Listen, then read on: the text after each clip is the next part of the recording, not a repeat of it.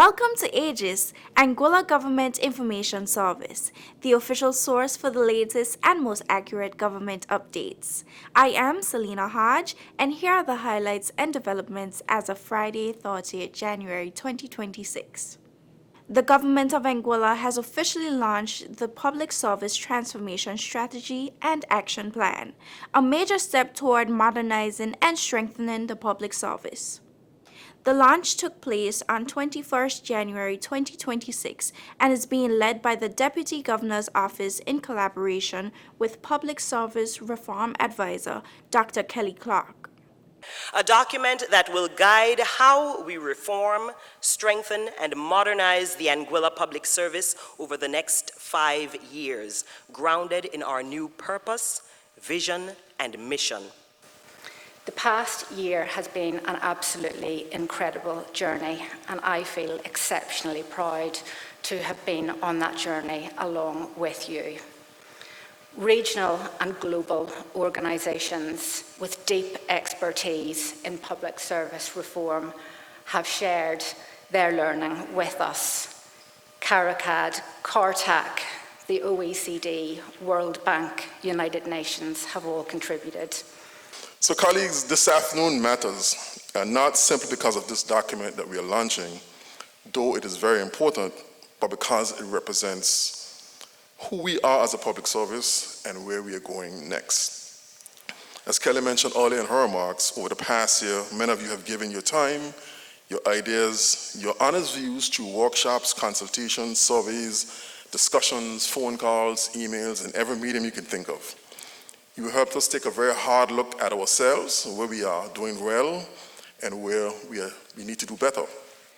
Today is not simply about the production of a document or a plan. It is about how we work, how we lead, and how we deliver results for the people of Anguilla. Our public service has long been the backbone of national stability and development.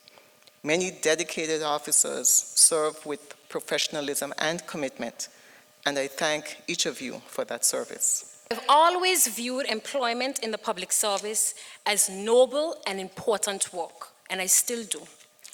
18 years since I entered the public service, I have now had the advantage of serving as a young, untrained public servant, a trained middle manager, a senior manager in a statutory body, and now a minister of government, member of parliament, and a district representative. Each experience has shaped my view and understanding of the public service, but my focus remains squarely on service to the general public. I want to thank the permanent secretaries for all your work. I know each of you has unbelievably busy jobs managing your departments. We're asking you to build that new plane as you're still trying to fly the old version of it. So thank you. Thank you for being willing to be on the video, because I think your commitment is really, really important. And I know that you are going to deliver on that, so thank you. But most of all, I want to thank each public servant. Whatever grade you are, whatever role you have in the public service, every single one of you matters, because every single one of you is a vital cog in the machine that serves our nation here. The transformation strategy provides a shared and transparent understanding of the public service's ambitions for reform, fostering the ability to realize meaningful change while building confidence and trust in the systems that serve the people of Anguilla. The Immigration Department is moving ahead with plans to secure a new border management system aimed at strengthening national security and improving efficiency at Anguilla's ports of entry. For many years, we've had a number of complaints in terms of long lines at our borders, whether it's at the airport or at Blowing Point. And so a border management system will be able to improve those services. And it will also link with other agencies such as Customs Department to be able to share information and to make that process a much smoother process. And this is timely, given that we are in the process of expanding our airport runway to allow more passengers into the country. And so we look forward to continued work by the Immigration Department to be able to implement a new border management system. You'll hear further about that as we move on. During this week's press conference, the Senior Ministerial Advisor for Health, Evans McNeil Rogers, provided updates on hospital equipment. We are in the process of modernizing one of the surgical suites over at the Princess Alexandra Hospital, changing out the air conditioned unit, putting in a laminar flow and setting it up where we can use it for orthopedic surgery and for ophthalmology.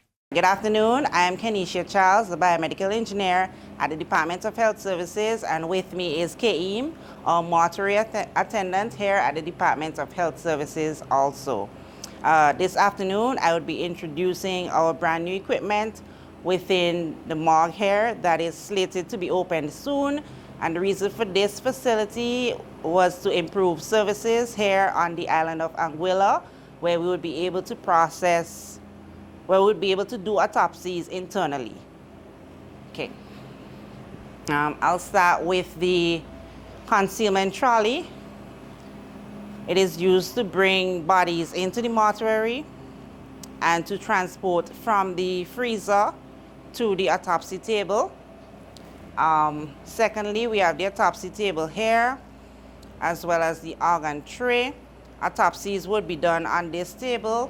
We have fresh water coming in to the system, as well as a fresh air hood to take the air out, foul air out. On this table, organs will be examined as the autopsy is performed. Thirdly, we have our freezers, ultra-cold freezers that are used to store bodies. Could go ahead and open. And its capacity is 4 bodies at any one time. So we have 4 compartments. Thirdly, we have our body scale on this side that is used to weigh the bodies. And finally, our washing station that will be used by the pathologists and the mortuary attendants for cleaning up. We are in the isolation unit, which is also our intensive care unit. And just recently, we purchased 4 new ventilators out of Switzerland to add to our fleet that we had before. We had 3, right? So now we've increased our capacity to treat critical patients requiring ventilation. So these are Hamilton C3 vents. So these are used for our critical patients who require ventilation. It's usually the task of our anesthesiologists and nurse anesthetists who work closely with these pieces of equipment. The Ministry of Health, Tourism and Sports officially launched the Anguilla Care Certificate Program, aimed at strengthening the quality, safety, and consistency of care across health and social services. The program provides a structured foundation for care workers, emphasizing dignity, compassion, safeguarding, communication, and accountability while promoting cross-sector collaboration between health services, social development, and probation. The first cohort begins on 3rd February 2026. The ministry responsible for natural resources, in collaboration with the team from the UK research vessel James Cook, recently hosted a public exhibition following the vessel's return to Anguilla after completing offshore surveys under the Blue Belt program's Beyond the Reef Caribbean expedition. The exhibition held at Jano's Restaurant in Sandy Ground highlighted early findings from research conducted in Anguilla's deeper waters between 17 and 27 January. Scientists aboard the RRS James Cook have been working alongside our own local experts. They have been diving deep into our waters to check the pulse of our coral reefs and the health of our fish stocks that sustain our tables and our tourism. For us here in Anguilla, our ocean is our greatest treasure. It plays a major role in tourism, our diet, and financial security for those who fish and use our waters for other reasons. From a surface level, our oceans look good. I have no doubt that the people of Anguilla respect our oceans, but like everything else, we can do better. I used to go to so many places, Anguilla Bank, Crocus Bank. We've collected some data around Sombrero Island. We went out to the Anguilla Ridge and the Sombrero Trough. We've collected seabed mapping, fisheries acoustics, water sampling, fish. We've pretty much done as much as we can in that time, and we've even come in to collect some data in the southwest approaches for the importance of disaster resilience and safety of navigation. Jasmine Ruwan, our local marine biologist who was part of the local technical team on board for the expedition, shared insights from the mission, which also mapped more than 2,000 square kilometers of offshore areas to support marine management and safe navigation. So all of these specimens come from some sampling we were doing called the RMT, so that is the rectangular mouth trawls, and these were done in midwater. The deepest we went was about 1,000 meters deep, but what we did to identify where was the most optimum place to do these trawls was use fisheries acoustics, setting out sonars to identify where the accumulation of these nekton were, and then put down trawls for it. The sampling was really essential because, one, it's a really good outreach tool.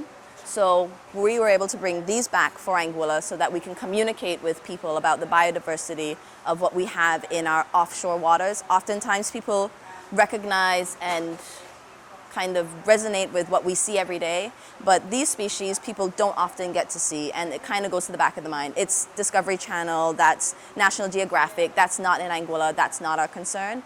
But bringing them home will also kind of bring it home to people to let them recognize that these are also species we have in our water and that we need to be conscious of and have management in place for all of them.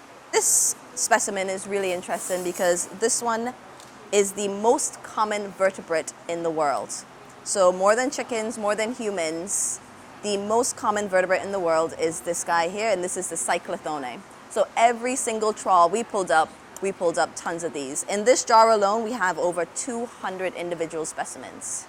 So this one is a really cool one that you don't often think of. They don't look all that impressive, but when you kind of zoom out, you recognize that this is actually probably a really crucial species in the food web. You look really closely, you can see its teeth come outside of its jaw, and when put under UV light, you're able to see photophores light up. So they look iridescent underwater. So they light up. So this one has 2 stages of the lobster larvae. So if you see, you can see one that you really recognize there. Common, you would look at that and say that's a lobster. Kind of easy to see. But if you look underneath, there's more clear ones. And that is an earlier stage of lobster larvae, and that stage is called the phylosoma. And so lobster larvae go through multiple phases they start off as plankton, and that just means that they drift through the water column. And then as they develop, they come and develop into something that we can recognize more commonly. Hello, my name is Ramon Johnson. I'm the acting director for the Fisheries and Marine Resources Unit. And today we just have on display a blue ROV, so it's an underwater drone, a visual drone. We got this through the Blue Belt program, and we are hoping to utilize this device to basically do a lot of our underwater survey work. So it's a very simple, very modular drone. So right now it is powered by 1, 2, 3, 4, so it's 4 different propellers, and that allows it to give it great maneuverability, so we can go forward, back, and we can tilt it in any direction that we want. We also have the main camera here, and we also have lights, and we can mount cameras and different sensors to this unit. And I'm so glad that now we have the Anguilla Robotics Association.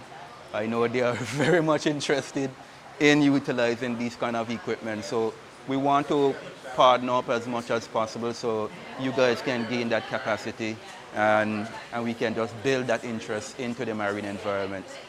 The Honorable Minister of Health, Tourism and Sports, Mr. Khari Goddard, together with Honorable Ministerial Assistant for Sports, Youth and Culture, Mr. Jason Bryan, caught up with the students from the Hello Tourist program for a quick and insightful interview. In their engaging conversation, both leaders emphasized the importance of tourism initiatives in Anguilla and praised the creativity, energy, and dedication of the students who contributed to the program's projects. I know for sure this is made in Anguilla, and the creativity of you youngsters, I think it's really impressive. Congratulations to all the students who participated. You are the heartbeat of Anguilla's tourism future, and your efforts are truly inspiring. The government of Anguilla is advancing its medium-term budget planning through targeted technical support from CARTAC, and a recent cabinet briefing aimed at strengthening how ministries plan programs, measure results, and allocate resources. The initiative promotes more strategic, performance-driven budgeting aligned with national priorities while strengthening the use of program performance budgeting and introducing climate-responsive budgeting to better integrate climate risk and resilience into fiscal planning. This work supports a stronger, results-focused, and climate-aware budgeting culture, helping to deliver better outcomes for the people of Anguilla and strengthen long-term national resilience.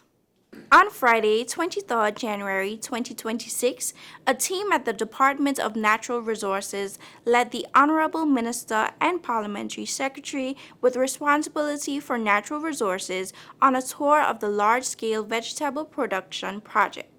This initiative has been piloted to highlight the importance of sustainable land management and subsidized water provision in strengthening food production in Anguilla. A combination of celery, corn, pumpkin, tomatoes, sweet peppers, broccoli, cucumbers, eggplant, and zucchini have been designated for this 4-acre site, the yields of which will be available for the department's 2026 Agricultural Expo. Anguilla's aviation sector is reaching new heights as Minister responsible for aviation, Jose Vanterpool, reports January has already recorded 200 flight permits, generating $75,000 in government revenue. This compares to 127 permits in January 2025. The minister attributes nearly 99% of this increase to a sharp rise in private jet traffic, reflecting strong growth in high-end travel to the island. He also noted that preparations are underway for the upcoming Roots Conference, which is expected to further position Anguilla as a key aviation destination. Honorable Premier and Minister of Finance, Cora Richardson Hodge, has provided an update on plans to establish an Anguilla UK office in London, an initiative approved by Executive Council. We are also in the process of establishing an office in the United Kingdom, and I will have mentioned that some weeks ago. We use the name Anguilla House, not because we're looking at buying a house. I've heard that there are some members of some persons who are saying or suggesting that we're buying a house. We're not buying a house. We're looking at purchasing space in London to be able to establish an office. So we would have, for the first time, an established space where Anguillians can come to get assistance. It is not new. Every other overseas territory has a permanent presence in the UK by way of an office space somewhere in London. Anguilla is, if not the only one of the few overseas territories that does not have a presence. And what that presence means is that we have the ability to have continued engagement with the United Kingdom. We have the ability to ensure that when our people go to the UK, whether they're visiting, whether they relocate, whether their children in school, medical reasons, there is a permanent place where they can go to seek assistance and to get advice. So it's not a house. And there are a number of factors that we would have looked at in determining that this is something that is right and appropriate, and Anguilla is in a place where we need to be able to provide that assistance for our people. We are missing from that space. And so we need to be there. We need to be able to provide that kind of assistance and support where our people are.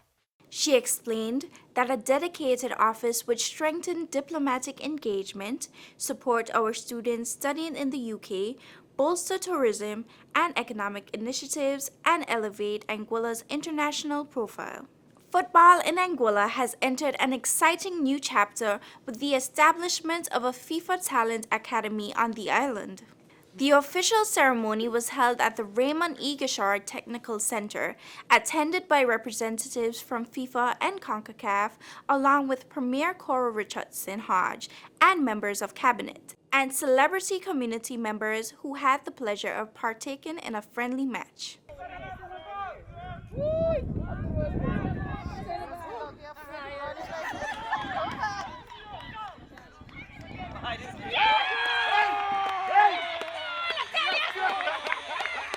Minister Kyle Hodge scored a goal and the government's team won outright with 4-0.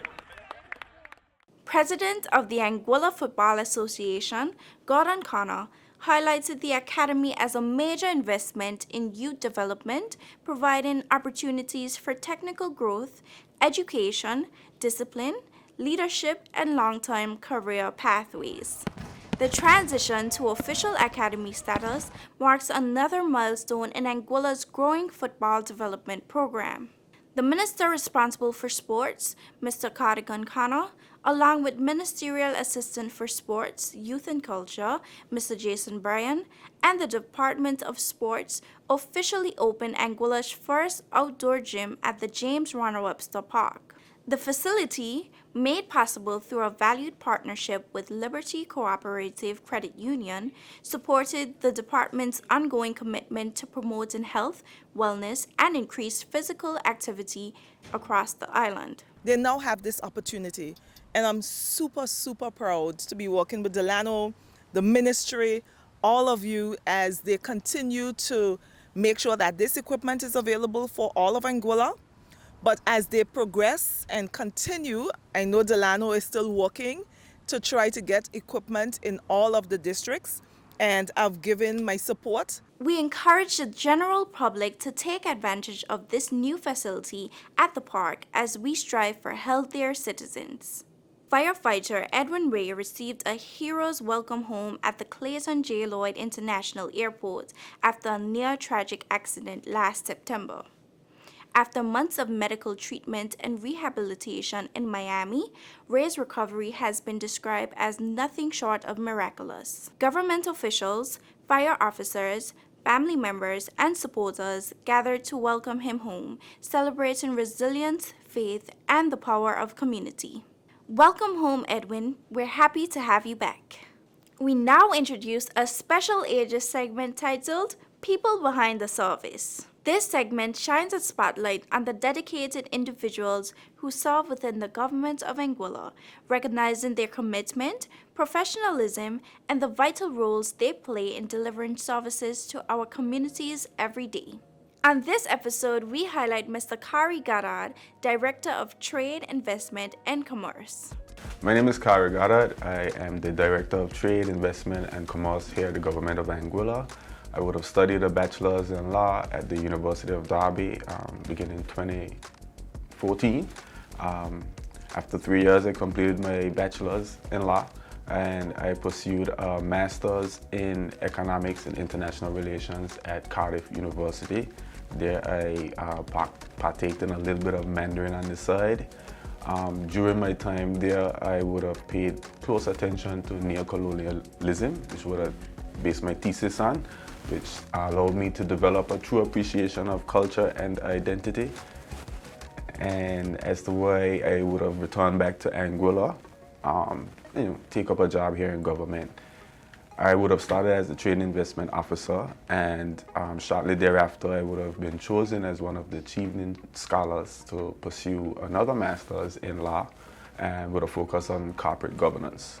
So as the Director of Trade, Investment and Commerce, I am responsible, tasked with investment attraction, policy formulation, strategic planning, regulatory support, stakeholder engagement, performance monitoring. We would be the central focal point for investment and business license related issues. Focus on driving growth in the economy, diversifying the economy, fostering business development, just domestic and foreign investment across the board. Each day varies. There's no set routine. One day you could be negotiating on government behalf with investors back and forth all day. Another day you can be stuck to the screen looking at emails, catching up. Another day you'll be troubleshooting issues that persons are facing with their business license applications, whether it be helping them develop their business plans, reviewing their financial models. Other instances, you might find us doing site visits, ensuring that investment projects are developed along the anticipated timeline which they would have proposed in their MOU negotiations. We would also be executing MOUs once the negotiations come to an end and doing the groundbreaking ceremonies. Last year, we would have rolled out the grant program. It initially started with 10 successful SMEs. We then were able to accommodate 10 more, so a total of 10 grant recipients in our economy, developing a new business model, kind of restructuring an existing business model to become sustainable. And the other, most recently, we would have signed the MOU for Beach Enclave, which is a villa resort development in the western part of the island. Yeah. As a public servant, you have to have a true understanding and appreciation of country above self. The job is bigger than just a monetary gain. It's about developing a lifestyle for not just myself, but for my neighbors, my friends, my families, the whole Anguillan diaspora.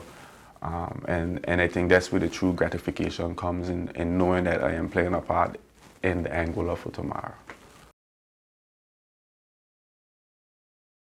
This is AGIS, Anguilla Government Information Service, your trusted source for accurate government updates. Join us next time with more facts that inform, connect, and inspire.